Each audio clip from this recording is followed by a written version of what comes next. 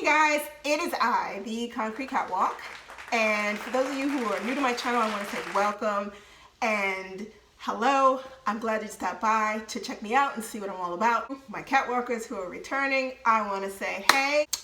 So this video today is interesting because freestyle, what I do with my knowledge about secondhand, vintage, etc. Whatever you pull from it knowledge-wise is whatever you pull from it, because this is me sharing. And those of you who don't know, one of the things that I always say on my channel is, this is not me saying, oh, I know everything about secondhand clothes or thrifting or resale. I don't. All I'm doing is just sharing my experiences that I have had over the years of doing this. That's why I'm here today, and that's why I want to get into this topic in just a few. But if you have not already, please like, comment, and subscribe to my channel. Please tap that bell in the lower right and you won't miss my weekly posts. Also, I do have a closet on Poshmark. I will leave that down below. Please go over and check out and follow me on my Poshmark closet. I do listings weekly, so if you're interested in something, please send me a notification. We can talk about it, something you're interested in. Also, please follow me on Instagram. I am the Catwalks Concrete. Check me out, say hey. But anyway, getting into this whole thing, reselling is really interesting because when I got involved in it many years ago, I would say like the early 2000s, I didn't have a damn idea, seriously, about what it would evolve into or what it would become, or that I would have a business out of it. I had no idea. And as I've gone through this whole situation with having a business and learning about all of the things that come with it, and it's not just clothes, it's not like, no, it's not just about being focused on clothes. It's also about being focused on knowing the clothes and knowing fabrics and understanding time periods and understanding what reproduction is, what authentic vintage items are, and what those time frames mean. And what I have found in doing this whole thing is you really do get an education in everything. And when I say an education in absorbing the fact that you have really got to know when you get into this, meaning, after you start, getting your feet wet, you've got to be prepared to get the education about knowing what you're selling online. Because, and I'm saying this just, with all due respect, people will challenge you. They will straight up challenge you. And it may not even be the person who is about to buy your item. It could be someone who, they see your item and, they're reading through the description and they will say, well, I don't think that that's rabbit fur. You might want to go back and take a look. I think that might be fox fur. And I'm just going to tell you from my experiences with that, because I had that happen. I had a coat that was listed, and I actually thought that the coat was rabbit fur, and it was indeed a silver fox. You can take that one or two ways when a person says this to you. You can take it from a point of, oh, okay, this person is giving me an assist. It's a solid assist, and they are letting me know that you might want to be careful about what you have listed. What you think is rabbit is actually silver fox. And we all know furs have different levels of costs attached.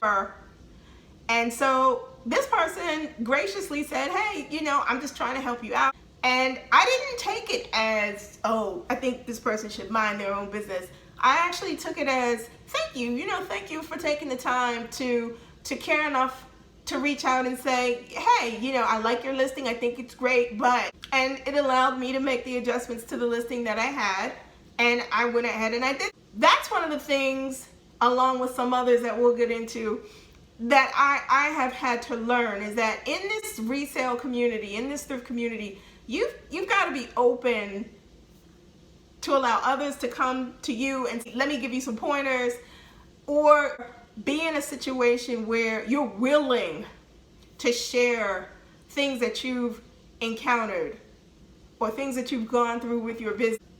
And interesting too, because I've come across some people who they would not share, they wouldn't share anything.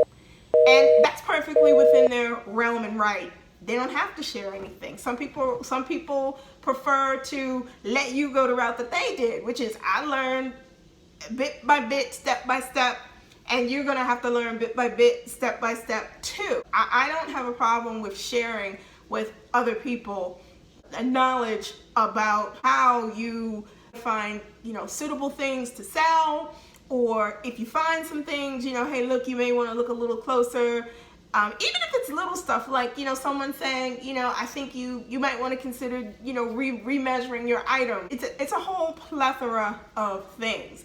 But the bigger picture with this is thrifting and resale and all of that. It is a language. It's a language that has to be developed. It's a language that you yourself have to go and research and get an understanding. And like I said earlier, I didn't know what a reproduction was. A reproduction is something that, they make to look like it's vintage, but it's not. That's also getting into that whole realm of understanding what dead stock is. Dead stock is vintage that is brand new, meaning it never made it to the sale floor.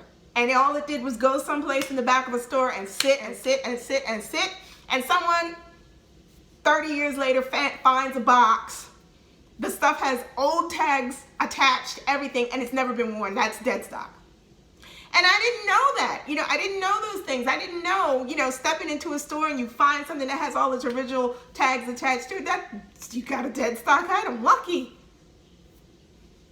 But the amount of discovery and the amount of knowledge that I have gathered from so many different people, just simply being willing to share, it's been absolutely amazing. And this whole thing about resale, it's not easy. And it's cool, when people say I sold this and this amount. Me personally, I choose not to share that stuff because of the simple fact that I come from the perspective of I would rather show and share the things that I find, because those are the things to me that matter more. What transpires with regards to how much it cost when I sold it and this, that's between me and the person who purchased it. But what's the bottom line, red line for me, I don't prefer to share those things. There are certain things that I feel personally when it comes down to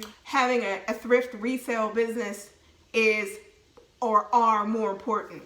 And to me, more importantly is how I interact with my other reseller community, family, because that's what we are, and how I treat those folks that decide that they want to make a purchase from me. I think that those things are more important, because the dollars and cents, it is what it is. That's just the end result of what transpired from the communication.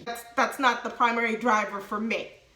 And I think that one of the things that contributes to the longevity of being able to sustain in this environment, because let's be real, resale used to not be a crowded field at all.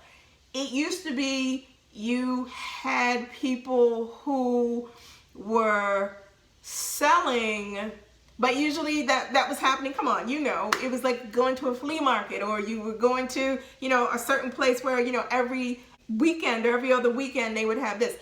The game is so real right now because it is an online game. It's a crowded field. And that doesn't mean that there is not room for everyone. Everyone can participate. But what that does mean is that you, and when I say you, I'm talking about me too. You've got to be on point. You've got to pay attention to how you do your business. You have to pay attention to being meticulous about the things that you pick. You have to pay attention to making sure that you accurately describe things that are going to someone who may be across this world or across this country, or they could be even down the street. Doesn't matter. But what I focus on is the fact that the power of the person who's coming to make the purchase is strong. And I have to be prepared to meet that customer wherever they're at. Meaning, if they buy it and they're happy, great. If they get it, they don't like it, then I have to be flexible and gracious enough to understand that that person is entitled to change their mind about it. But even before it gets to that point, I have to be willing and able and ready to go the distance of whatever that item may be to describe it effectively, to make sure that it is exactly as is described, or if it's not in the best of condition, to effectively translate that across what I'm writing so that they're very clear about what it is that they are getting. But the world of resale really teaches you about yourself. It pushes your integrity. It makes you accountable, because if something is not all the way perfect, then I have a duty to say it's not perfect. If something has a hole in it, I have a duty to say that. If the buttons are loose, I have a duty to say that. And it makes you understand clearly that all people want is the truth. All they want is, just tell me what it is. Tell me what's going on with it. Let me make the decision about if I want it or not. But the translation has to start from here.